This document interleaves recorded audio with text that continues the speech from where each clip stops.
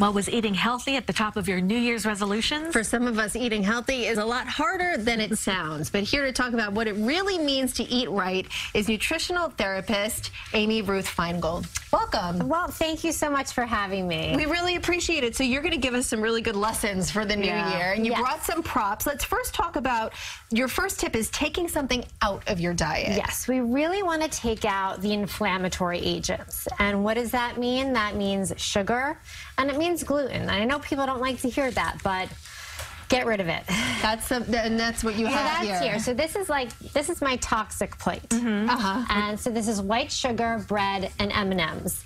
And really, we just, if in doubt, if you're not feeling great, get rid of it. So you're talking sweets, any breads, and sugar. Yes, I am. Boy, that sounds easy to just knock that out. Look, I'm tough, but I get results. Yeah. Also, you say you should add some stuff in, too. Okay, yes. We really want to put in nutrient-dense foods and helping our body's detoxification system. So the first thing you can do when you wake up in the morning is hydrate. And how you hydrate, ideally, I have a lemon and apple cider vinegar. You can make yourself a wonderful warm morning tonic. And it really, you want to flush the toxins out. Your liver's been working so hard all night. You really want to help it. Warm morning tonic, no alcohol in that, obviously, right, when you say tonic. Tell us when you say the tonic. I mean, it's lemon juice with water? Or? So you can do it many different ways. At this time of the year, especially since it's so cold, apple cider vinegar is very warming. It also has live enzymes. It helps the digestive system prepare for a meal because it helps the acidity in your stomach.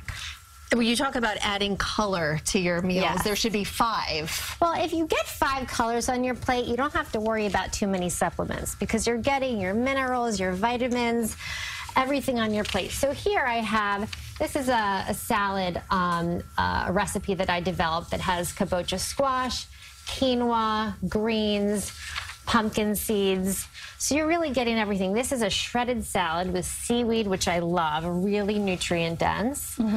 Cabbage, shredded beets, shredded carrots.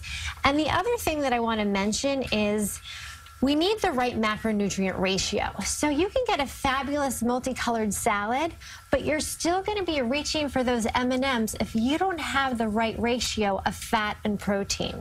So what does that look like? This. If you eat this salad with 2 eggs and a half of an avocado, I guarantee you are not going to be reaching for the M&Ms. So that's really important too. Now, this kind of eating is big changes for some of us. Big time changes. So what's a nice way to kind of start slowly so you don't get overwhelmed and just say forget it?